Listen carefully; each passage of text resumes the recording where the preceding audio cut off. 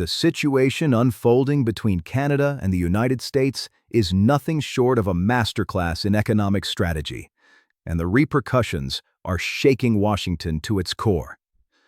For months, former President Donald Trump has relentlessly threatened Canada with tariffs, up to 25% on all Canadian goods, blasting out tweets, ranting at rallies, and labeling Canada a trade cheater.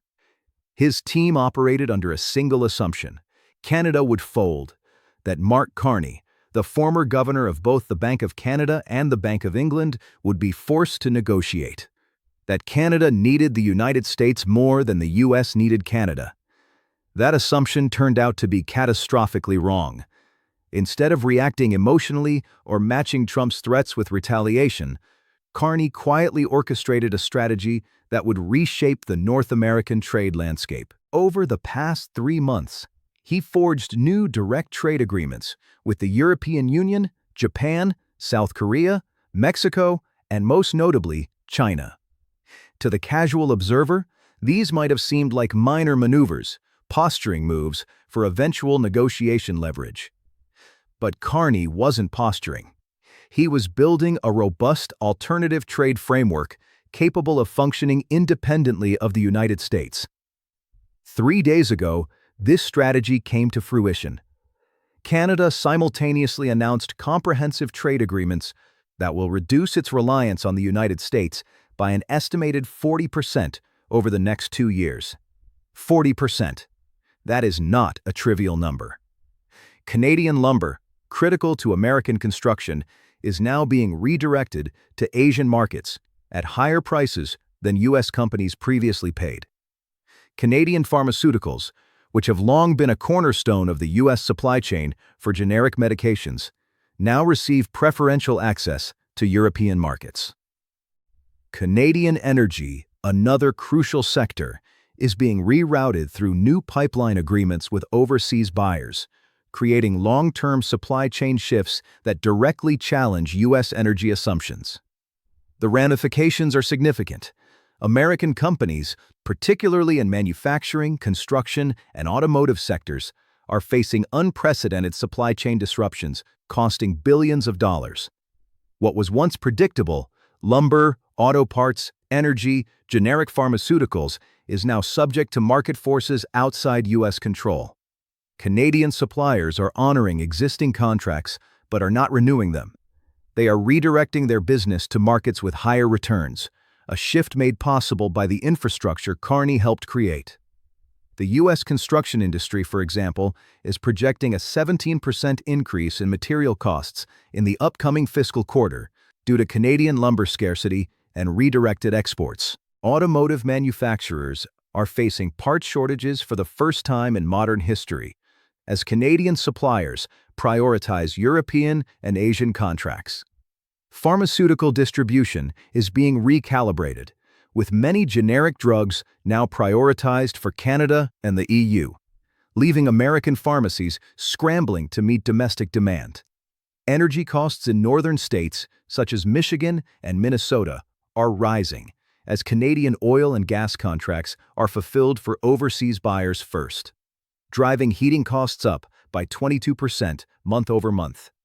American governors, both Republican and Democrat, have publicly criticized Trump's trade policies, highlighting the disconnect between Washington decision-making and the intricate reality of the integrated North American supply chain. Meanwhile, Carney remains methodical and professional, implementing the strategy with precision. In recent statements, he emphasized that Canada remains open to fair trade relationships with all partners, including the United States, but it will not negotiate from a position of manufactured crisis. Economic resilience has been built, and Canada is prepared to maintain its course. Trump's response has been predictable yet chaotic. Attempts to downplay the issue, threats of additional tariffs, and a personal call to Carney, all of which were politely declined through diplomatic channels. His advisors warned that any new tariffs would only harm American consumers further, and the internal chaos in Washington underscores a lack of coherent strategy. Meanwhile, Canadian companies continue to strengthen their alternative trade networks, capturing value while minimizing exposure to U.S. political volatility.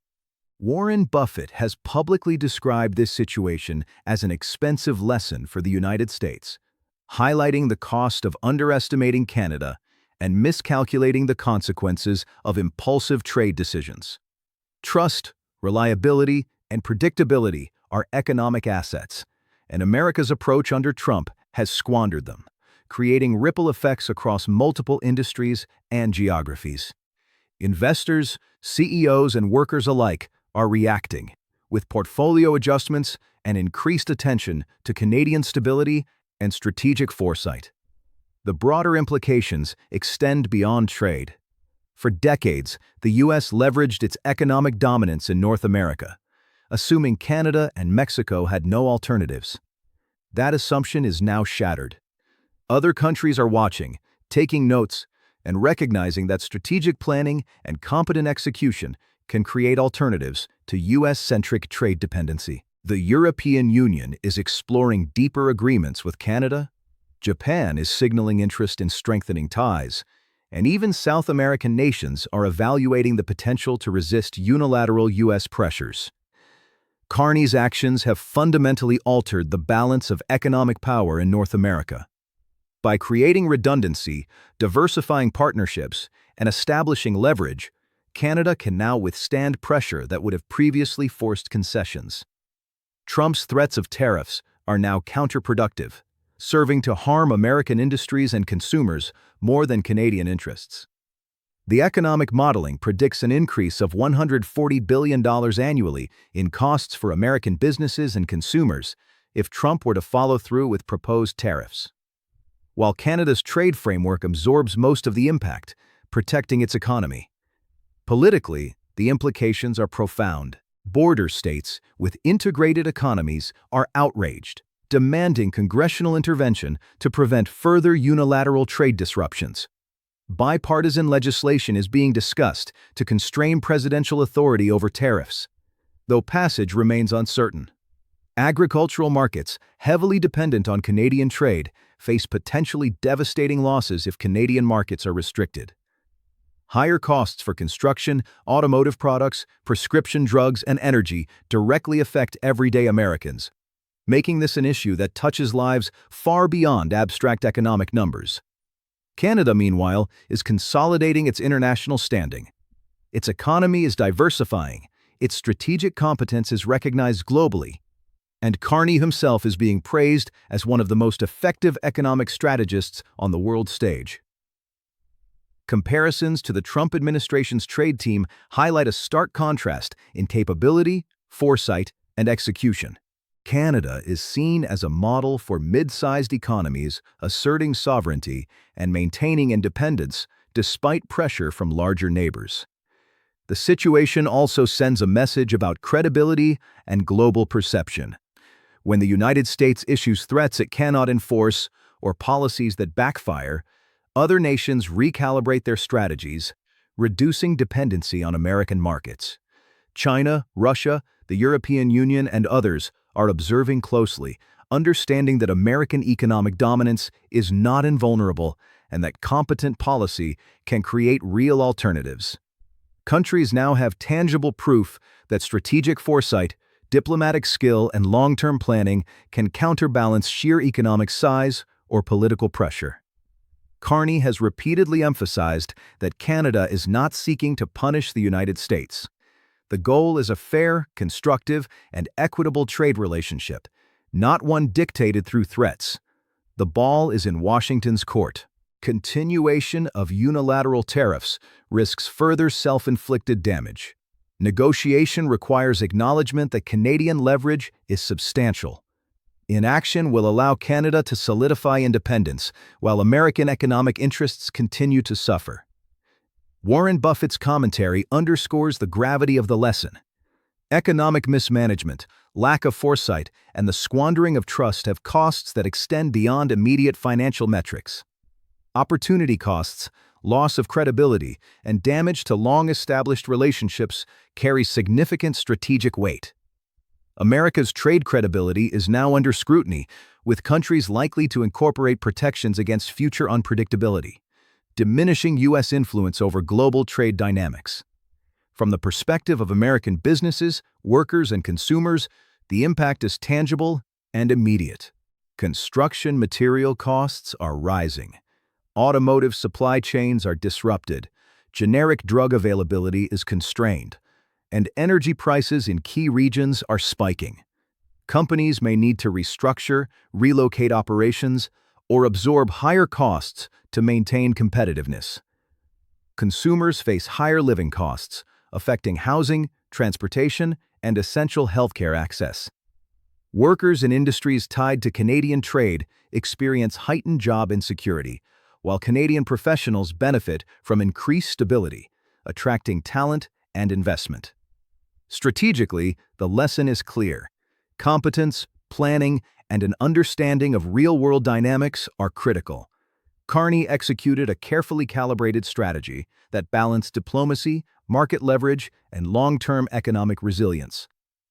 The result is a Canada better positioned to defend its interests, diversify its economy, and engage globally with autonomy and respect. The United States, meanwhile, faces the consequences of impulsive decision-making, miscalculated threats, and reliance on assumptions that no longer hold. Global observers are taking note. The demonstration of Canada's strategic competence signals a shift in trade architecture, illustrating that smaller nations can assert independence and mitigate reliance on larger powers. This precedent may inspire similar approaches elsewhere, challenging the notion that economic dominance automatically translates into leverage. The United States must reconcile with the reality that policy missteps have tangible, long-lasting consequences, and that leadership requires foresight, credibility, and the ability to adapt to complex international dynamics. Ultimately, the Canada-U.S. trade episode exemplifies how strategic acumen, foresight, and deliberate execution can fundamentally alter power dynamics.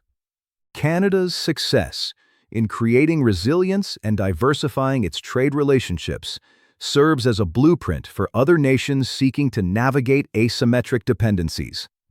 The United States, learning an expensive lesson as Warren Buffett emphasizes, must confront the consequences of prior miscalculations, rebuild trust, and acknowledge that strategic competence and careful planning matter as much as raw economic power. The lesson is clear. Economic dominance is not guaranteed. Reliance on intimidation is no longer sufficient. And nations that invest in strategic planning can protect their interests and achieve autonomy. Canada has demonstrated that through careful, measured, and forward-thinking actions, a smaller nation can shift the balance, resist coercion, and emerge stronger, reshaping not only regional dynamics, but also the perception of American power globally. This is the expensive lesson Buffett refers to, a lesson with ramifications far beyond the immediate trade statistics, touching credibility, influence, and long-term strategic positioning. Mark Carney's approach highlights the importance of strategy, foresight, and execution in navigating global economic landscapes. The United States faces a critical juncture: adapt and recognize the lessons, or continue down a path of self-inflicted economic consequences. Canada has proven that intelligent policy, diversification, and resilience are potent tools in countering pressure, while America grapples with the fallout of miscalculated threats and underestimated adversaries. This moment stands as a testament to the power of competent leadership, the limitations of unilateral intimidation, and the importance of understanding complex interdependencies. For Canada, the future is one of strengthened autonomy, diversified trade, and enhanced global credibility. For the United States, the lesson is sobering. Economic might alone does not guarantee influence, and strategic missteps carry a cost measured not just in dollars, but in trust, credibility, and global standing. Canada has won this round, reshaping trade, securing independence, and demonstrating strategic competence on the world stage. America, in contrast, is learning a lesson the hard way, an expensive lesson about underestimating a neighbor and overestimating its own leverage. The rest of the world is watching, and the implications extend far beyond North America, influencing how nations will negotiate, strategize, and assert independence in an interconnected global economy.